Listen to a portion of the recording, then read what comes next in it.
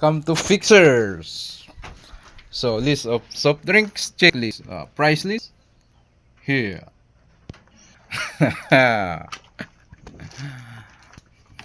So we will test this unit that we already rewired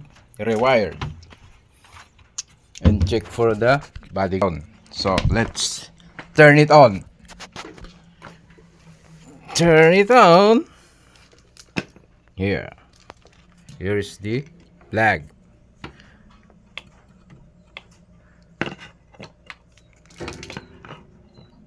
Nice. Wow, it's running. Then check for the body ground. Check set to AC mode. AC mode. Then hold the test rod. The other one is to the body or any part of the body as long as metal as it is as metal it is. And check. It's no more 45, so it's okay, it's normal. I check all unit and it all produce 45 to 50 and it's normal. You can hold it on,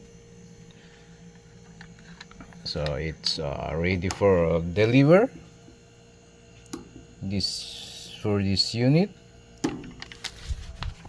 So this is the wire I have been used. Here's the hole going there at the bad boy compressor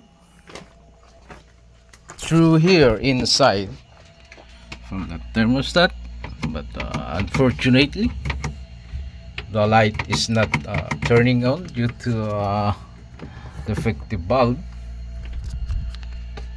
It's up to the customer if he want to replace it.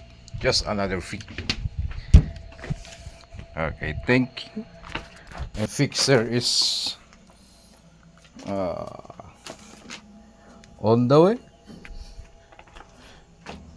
to repair all your defective units as long as you call me as if you need it.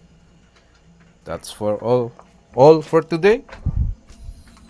And thank you. And here is the other unit, freezer with a chest.